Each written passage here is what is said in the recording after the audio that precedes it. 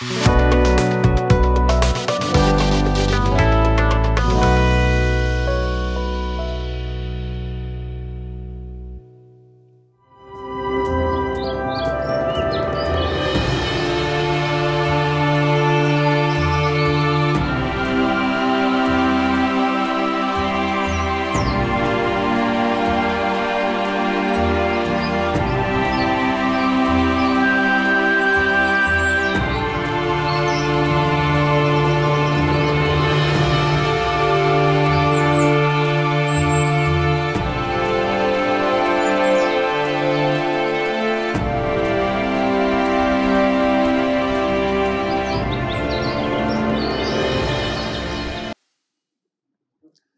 जीशु ख्रीष्ट अति बहुमूल्य नाम संपर्क इंडिया द्वारा प्रस्तुत कार्यक्रम नुआ सकाल आशार आज अध्याय मुझे स्वागत जनाए। प्रभु आपण मान प्रत्येक को बाहुल्य रूपे आशीर्वाद करंतु।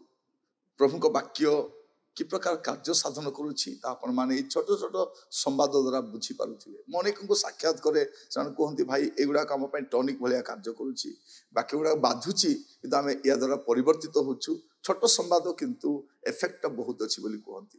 मुझे मान धन्यवाद दिए आपण मानकर प्रोत्साहन पाई आपण मानकर प्रेम पाई आपण मानकर प्रार्थना पाई मुझे धन्यवाद जनाए। प्रभु आपण मान प्रत्येक को आशीर्वाद करंतु। आज जो प्रसंग में प्रभु का वाक्य आलोचना करवा आलोच्य प्रसंग होछि एबे केमिति बंचिबा।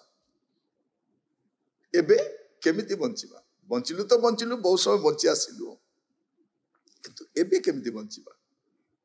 जेतले जगत आप देखिए लोक मान राजनीति करवा लोक मान कले बले कौशले प्राण माने जहाँ भी होना कहीं आम सरकार रही अच्छी यहीटा से कारण थरे जदि से स्वाद चाकी देले आउ से स्वाद हरइबा चाहना से माने जीवन सार रही अधर्म धन उपार्जन करू करू से जीवन ही अधर्म चली से सेमती बंचती किंतु आमे केमिति बंचिबा एबे केमिति बंचिबा एटा मु कहिबा पई चाहे। प्रिय भाई भणी माने देशर परिस्थिति जदि आपण चिंता करिवे बसिके आपण भलरे सोई पारिबे।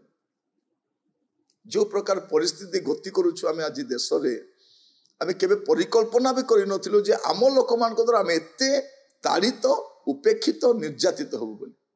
इंग्रज माने विदेशी थिले से माने हमर केही नुहंती हम निज लोक नुहंती से माने पाकिस्तान हमर शत्रु अटे ताठर में अपेक्षा करवा शत्रुता किंतु आमर निजर लोक माने जहाँ को आमे मनोनीत करूँ जहाँ को आमे भोट देवु से आम प्रति गोटे दुर्दांत गोटे कदर्य व्यवहार करेंगे गोटे पर लोक मान भाई व्यवहार करेंगे तो केवल परिकल्पना कर तो से स्वभाव से उद्देश्य से गोटे भिन्न गुप्त एजेंडा नहीं से आसिक कार्य करूँ आपण केमती बंचे मु अन्य कथा कहूँ आपण कथा आज आलोच्य प्रसंग एबे केमिति बंचिबा गोटे पद देखिए लुक तार 21 अध्याय 28 पद किंतु ए समस्त घटना आरंभ हेले तुमे माने ऊर्ध्व दृष्टि कर मस्तक उत्तोलन कर जेणु तुम मानकर मुक्ति सन्निकट।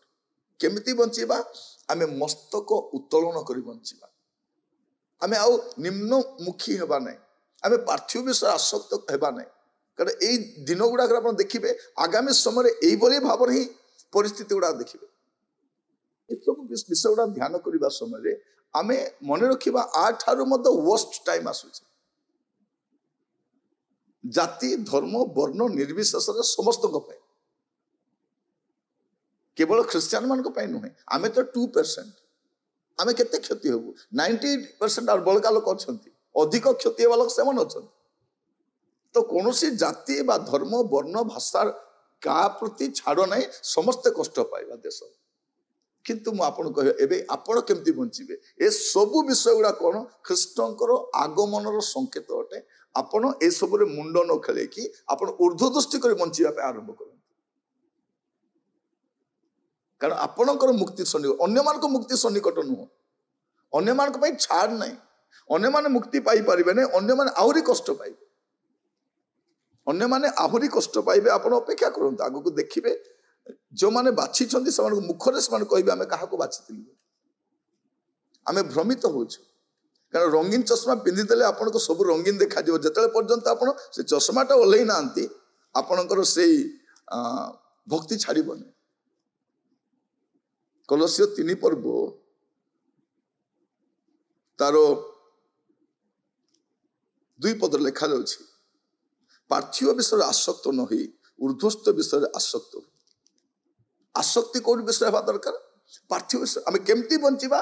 ପାର୍ଥିବ ବିଷୟରେ ଆସକ୍ତ ଯେତେ ଦିନ ଯାଏ ଯାଇନାହିଁ, ଆପଣ କଷ୍ଟ ପାଉଥିବେ, ଆପଣଙ୍କୁ ବାଧୁଥିବ, କାରଣ ଆପଣ ଭାବୁଥିବେ ଜଗତ ହିଁ ମୋର ସବୁ କିଛି। ପ୍ରିୟ ଭାଇ ଭଉଣୀ ମାନେ ମନେ ରଖନ୍ତୁ, ଜଗତ ଆପଣଙ୍କ ପାଇଁ ସବୁ କିଛି ନୁହଁ। ଗୋଟେ ଦିନ ଆସିବ ଛାଡ଼ିକି ଯିବା ପାଇଁ ପଡ଼ିବ। ତେଣୁ ଆମେ କେମିତି ବଞ୍ଚିବା? ଊର୍ଦ୍ଧ୍ୱ ଦୃଷ୍ଟି କରି ବଞ୍ଚିବା। ଆଜିଠାରୁ ଚେଷ୍ଟା କରନ୍ତୁ, ଆପଣ ଯେତେ ପାର୍ଥିବ ବିଷୟରେ ଆସକ୍ତ ହେବେ, ଆପଣ ସେତେ ହନ୍ତସନ୍ତ ହେବେ, ସେତେ କଲବଲ ହେବେ। କାରଣ ଆପଣ ପ୍ରତିଟି କ୍ଷେତ୍ରରେ ଆପଣ କଷ୍ଟ ପାଇବେ। ଶିକ୍ଷା କ୍ଷେତ୍ରରେ, ଆର୍ଥିକ କ୍ଷେତ୍ରରେ, ସ୍ୱାସ୍ଥ୍ୟ କ୍ଷେତ୍ରରେ, ସୁରକ୍ଷା କ୍ଷେତ୍ରରେ, ସାମାଜିକ ନ୍ୟାୟ କ୍ଷେତ୍ରରେ, ମାନବିକ ଅଧିକାର କ୍ଷେତ୍ରରେ, ଆପଣ ସବୁ କ୍ଷେତ୍ରରେ କଷ୍ଟ ପାଇବେ। ଏଟା କେବଳ ଭାରତ ନୁହେଁ, ସମୁଦାୟ ବିଶ୍ୱରେ ଘଟିବ। ମୁଁ କୌଣସି ରାଜନୀତି ଦଳର ନୁହେଁ, କିନ୍ତୁ ଗୋଟେ ମାନବିକ ଦୃଷ୍ଟିକୋଣରୁ ମୁଁ ଆପଣଙ୍କୁ କହୁଛି, ଆପଣଙ୍କର ମାନବିକ ଅଧିକାର ଗୁଡାକ ହନନ କରାଯିବ। ଏମିତି ଗୋଟେ ପରିସ୍ଥିତି ଆସୁଛି, କାରଣ ଆଗାମୀ ସମୟ ଆଠାରୁ ଆହୁରି ଘୃଣ୍ୟ ରୂପ ଆପଣ ଦେଖିବେ, କଦର୍ଯ୍ୟ ରୂପ ଦେଖିବେ। ଶୈତାନ ରାଜ୍ୟ ପୃଥିବୀରେ ରାଜତ୍ୱ କରିବା ପାଇଁ ଦାୟିତ୍ୱ ଗ୍ରହଣ କରିବା ପୂର୍ବରୁ ଆପଣ ଏ ରୂପ ଦେଖୁଛନ୍ତି। ଯେତେବେଳେ ସେ ରାଜ୍ୟ ଭାର ତାକୁ ଦିଆଯିବ, ଏ ବିଶ୍ୱର ନେତାମାନେ ଯେତେବେଳେ ମିଶିକି ତାକୁ ଆଣି ରାଜା ବନାଇବେ, ତାର ପରିସ୍ଥିତି ଆପଣ ଦେଖିବେ କଣ ହବ। ଆପଣଙ୍କର ମୁକ୍ତି ସନ୍ନିକଟ। ଖ୍ରୀଷ୍ଟ ବିଶ୍ୱାସୀ ମାନେ କହିବା ମୁକ୍ତି ସନ୍ନିକଟ, ଊର୍ଦ୍ଧ୍ୱ ଦୃଷ୍ଟି କରି ବଞ୍ଚନ୍ତୁ। ନିମ୍ନ ବିଷୟରେ ଆସକ୍ତ ହୁଅନ୍ତୁ ନାହିଁ, ପାର୍ଥିବ ବିଷୟରେ ନୁହେଁ। କାରଣ ପ୍ରଭୁ ଯୀଶୁ ଖ୍ରୀଷ୍ଟ ଯେତେବେଳେ ସ୍ୱର୍ଗାରୋହଣ କରୁଛନ୍ତି, ସେମାନଙ୍କୁ କଣ ବୋଲି କୁହାଯାଉଛି? ପ୍ରେରିତ ତାର 1ମ ଅଧ୍ୟାୟ ତାର 11 ପଦରେ, ପୁଣି ସେମାନେ କହିଲେ, ହେ ଗାଲିଲୀୟ ଲୋକେ, କାହିଁକି ତୁମାନେ ଆକାଶ ଆଡ଼କୁ ଚାହିଁ ଠିଆ ହୋଇଅଛ? ଏଇ ଯେଉଁ ଯୀଶୁ ତୁମାନଙ୍କ ନିକଟରେ ସ୍ୱର୍ଗରେ ଗୃହୀତ ହେଲେ, ତାହାଙ୍କୁ ତୁମେମାନେ ଯେଉଁ ପ୍ରକାର ସ୍ୱର୍ଗକୁ ଯିବାର ଦେଖିଲ, ସେ ସେଇ ପ୍ରକାରେ ଆଗମନ କରିବେ। ସେ ଯୋଉ ପ୍ରକାରେ ଯାଇଛନ୍ତି ସେଇ ପ୍ରକାରେ ଆସିବେ। ତେଣୁ ଆପଣ କଣ କରିବାର ଅଛି? ସେଇ ଆଗମନର ଅପେକ୍ଷା କରି। କଣ ଅପେକ୍ଷା କରିବେ? ଏବେ କେମିତିକା ବଞ୍ଚିବେ? ହୁଏତ ଆପଣ ଅଫିସରେ ଥିବା ସମୟରେ, ଆପଣ କଲେଜରେ ଥିବା ସମୟରେ, ଆପଣ ରୋଷେଇ କରିବା ସମୟରେ, ଆପଣ ଶୋଇଥିବା ସମୟରେ, ଆପଣ ଯାତ୍ରା କରିବା ସମୟରେ, କୌଣସି ମୁହୂର୍ତ୍ତରେ ମଧ୍ୟ ଯୀଶୁଙ୍କର ଆଗମନ ହେଇପାରେ। ଆପଣ ଅପେକ୍ଷାରେ ରୁହନ୍ତୁ। ମୁକ୍ତି ସନ୍ନିକଟ, ଆପଣଙ୍କର ମୁକ୍ତି ସନ୍ନିକଟ, ସମସ୍ତଙ୍କର ମୁକ୍ତି ନୁହେଁ। ତେଣୁ ଅପେକ୍ଷାରେ ଅଛନ୍ତି, ଚାତକ ପକ୍ଷୀ ପରି ଚାହିଁଛନ୍ତି ଊର୍ଦ୍ଧ୍ୱକୁ ରହିକି, କେବଳ ସେମାନଙ୍କ ପାଇଁ ମୁକ୍ତି ସନ୍ନିକଟ। ଆଜିଠାରୁ କେମିତି ବଞ୍ଚିବେ ଆପଣ ହିଁ ଡିସାଇଡ୍ କରନ୍ତୁ। ଆପଣ ଯେତେ ଜଗତ ଭିତରକୁ ପଶୁଥିବେ, ଆପଣ ସେତେ ତାର ମାରାତ୍ମକ ରୂପ ଦେଖୁଥିବେ। ଆପଣ 24 ଇଲେକ୍ସନକୁ ଦେଖନ୍ତୁ, ତା ପରକୁ ଦେଖନ୍ତୁ କଣ ଘଟିବା ପାଇଁ ଯାଉଛି। ଭାରତର ପରିସ୍ଥିତି କୋଉଠି ଛାଡ ନାହିଁ। ଏ ପ୍ରକାର ଏକ ପରିସ୍ଥିତି ଆଗକୁ ଆସିବ। ତେଣୁ ଆପଣ ଊର୍ଦ୍ଧ୍ୱ ଦୃଷ୍ଟି କରି ବଞ୍ଚନ୍ତୁ। ଆପଣ ପାର୍ଥିବ ବିଷୟରେ ବହୁତ କମ ଦୁଃଖିତ ହେବେ। ପ୍ରଭୁ ଆପଣଙ୍କୁ ଆଶୀର୍ବାଦ କରନ୍ତୁ। ପ୍ରାର୍ଥନା କରିବା। ଅନୁଗ୍ରହକାରୀ ପିତା ପରମେଶ୍ୱର, ମୁଁ ଆପଣଙ୍କ ଦାସ ଭାବରେ ପ୍ରାର୍ଥନା କରୁଛି, ଖ୍ରୀଷ୍ଟ ବିଶ୍ୱାସୀ ସେ କିପରି ବଞ୍ଚିବା ଦରକାର ପ୍ରଭୁ, ସେ ବିଷୟରେ ସଚେତନ ହେବା ପାଇଁ ସାହାଯ୍ୟ କର। ପ୍ରଭୁ, ଆମେ ପ୍ରତିଟି କ୍ଷେତ୍ରରେ ତାର ଉଗ୍ର ରୂପକୁ ଦେଖୁଛୁ, ତାର ହିଂସ୍ର ରୂପକୁ ଦେଖୁଛୁ, ତାର ମାରାତ୍ମକ ରୂପକୁ ଦେଖୁଛୁ। କିନ୍ତୁ ଆମ ପାଇଁ ଗୋଟେ ସୌଭାଗ୍ୟ ଅଛି ଯେ ମୁକ୍ତି ରହିଛି, ଆଉ ସେ ମୁକ୍ତି ଦିବସ ସନ୍ନିକଟ ଅଟେ। ତେଣୁ ପ୍ରଭୁ, ଏହା ଜାଣି ପ୍ରତ୍ୟେକ ଯେପରି ଊର୍ଦ୍ଧ୍ୱ ଦୃଷ୍ଟି କରି ବଞ୍ଚିବେ, ପାର୍ଥିବ ବିଷୟରେ ଆସକ୍ତରୁ ବାହାରି ଆସିବେ, ଏଥିପାଇଁ ଅନୁଗ୍ରହ କରନ୍ତୁ। ପ୍ରତ୍ୟେକକୁ ଆପଣଙ୍କ ବଳବନ୍ତ ସ୍ତୁତରେ ରଖି ପ୍ରାର୍ଥନାଟି ମୋର ପ୍ରାଣର ପ୍ରିୟ ଯୀଶୁଙ୍କ ନାମରେ ମାଗିଲି, ଆମେନ୍ ଆମେନ୍। ପ୍ରଭୁ ଆପଣମାନଙ୍କୁ ଆଶୀର୍ବାଦ କରନ୍ତୁ। ନମସ୍କାର।